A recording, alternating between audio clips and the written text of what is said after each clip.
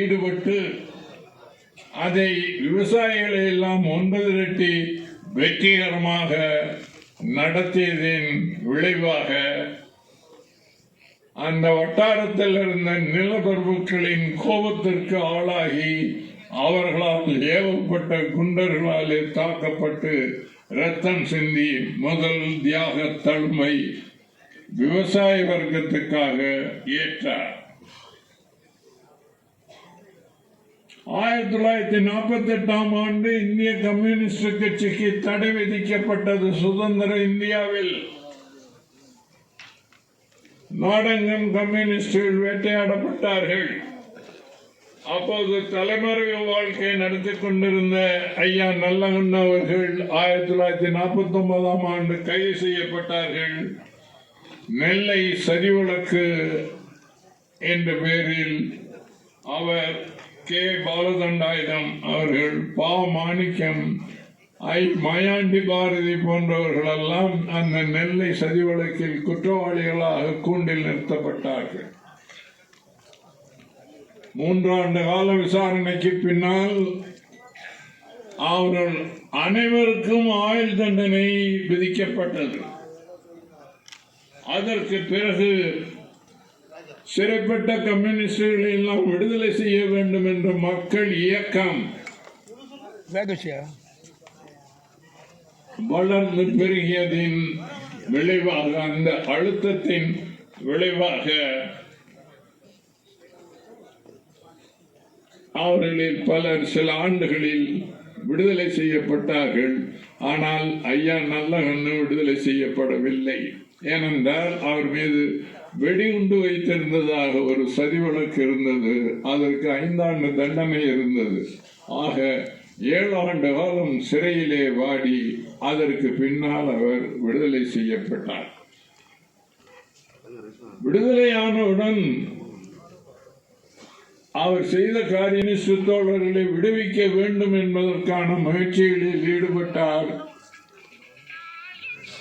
அன்றைக்கு சென்னை சட்டசபையில் கம்யூனிஸ்ட் கட்சியின் தலைவராக தோழர் பி ராமமூர்த்தி அவர்கள் விளங்குகிறார். அவரை போய் சந்தித்து முதலமைச்சர் காமராஜரை சந்தித்து இந்த முறையீட்டை வைக்க வேண்டும் என்று அவர் விரும்புகிறார்.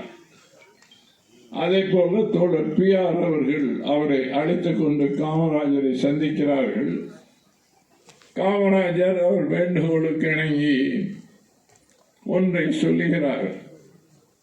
மாநில சட்டப்படி தண்டிக்கப்பட்டவர்களை எல்லாம் நான் விடுதலை செய்வதற்கு ஒப்புக்கொள்கிறேன். மத்திய சட்டப்படி தண்டிக்கப்பட்டவர்களை என்னால் விடுதலை செய்ய இயலாது என்று சொல்லி அவ்வளவு பேரையும் விடுதலை செய்கிறார் பெருந்தலைவர் காமராஜர். அதற்கு பின்னால் மத்திய அரசு சட்டப்படி தண்டிக்கப்பட்ட கம்யூனிஸ்ட் தோழர்களுக்கு சிறையிலே சிறப்பு வகுப்பு கொடுப்பதற்கு ஏற்பாடு செய்கிறேன் என்று சொல்லி, அது என்னால் செய்ய முடியும் என்று சொல்லி அவ்வளவு பேருக்கும் சிறப்பு வகுப்பு கொடுப்பதற்கு தலைவர் காமராஜர் அவர்கள் உத்தரவிட்டார்கள்.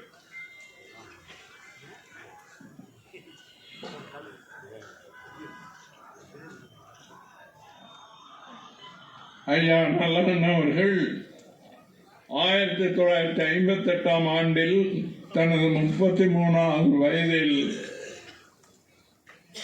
திருமதி ரஞ்சிதம் அம்மையாரை திருமணம் செய்து கொண்டு இல்லறம் என்னும் நல்லற வாழ்வில் ஈடுபட்டார்கள்.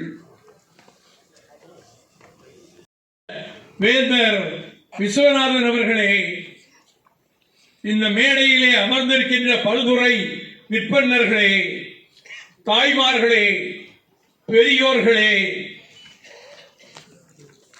சுதந்திர காற்றை சுவாசிக்க வேண்டும் என்று போராடிய காலத்தில் செங்கொடி பறக்குதம்மா, அது நம்கொடி என்பதிலோர் வீரம் பிறக்குதம்மா என்ற பாடல் வரிகளையே உயிர் மூச்சாக கொண்டு வாழ்கின்ற அண்ணன் நல்லகண்ணு அவர்களினுடைய பிறந்த நாள் விழாவில், நூற்றாண்டு விழாவில் உரையாற்றுகின்ற உன்னதமான சந்தர்ப்பத்தை எனக்கு தந்த தமிழ்நாடு இந்திய கம்யூனிஸ்ட் கட்சியினுடைய செயலாளர் அன்புக்குரிய சகோதரர் புத்தரசன் அவர்களே,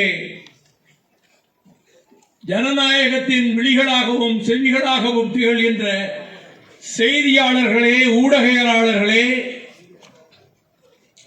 கூற்றுடன்று வேல் வரினும் கூடி எதிர்க்கும் ஆற்றலதுவே படை என்ற வள்ளுவன் வாய்மொழிக்கு இலக்கணமாக திகழ்கின்ற வாலிப சீயங்களே, விண்ணிலேறி காற்றையும் சாடுவோம் என்று வீறு கொண்டு உலகெங்கும் எழுந்த செங்கொடி தோழர்களே, வணக்கம். அண்ணன் நல்லகண்ணு அவர்களுடைய நூற்றாண்டு விழாவில் அவர் பிறந்தது புதுக்குடியில் என்றாலும் காரணேசன் பள்ளி திருவைகுண்டத்திலே பள்ளி இறுதி வகுப்பை முடித்துவிட்டு திருநெல்வேலி இந்து கல்லூரியிலே இன்டர்மீடியட் படித்துக் கொண்டிருந்தார். தொடக்க காலத்தில் அவர் மகாத்மா காந்தியாரினுடைய பாடல்களை பாடுவதும் காங்கிரஸ் தலைவர்கள் போனால் பின்னாலே முழக்கமிட்டுக் கொண்டு செல்வதும் பண்டித ஜவஹர்லால் நேரு வந்தபோதும் அதுபோலவே செயல்பட்டதும், அதற்கு பின்னர் பண்டித நேருவினுடைய நூல்களை ஒன்று விடாமல் வாசித்ததன் காரணமாக தான் இருக்க வேண்டிய இடம் கம்யூனிஸ்ட் கட்சி என்று முடிவெடுத்து கம்யூனிஸ்ட் இயக்கத்திலே சேர்ந்து 1943 திருவைகுண்டம் புதுக்குடி இந்திய கம்யூனிஸ்ட் கட்சியினுடைய கிளை செயலாளராக அண்ணன் நல்லகண்ணு பொறுப்பேற்றுக் கொண்டார்.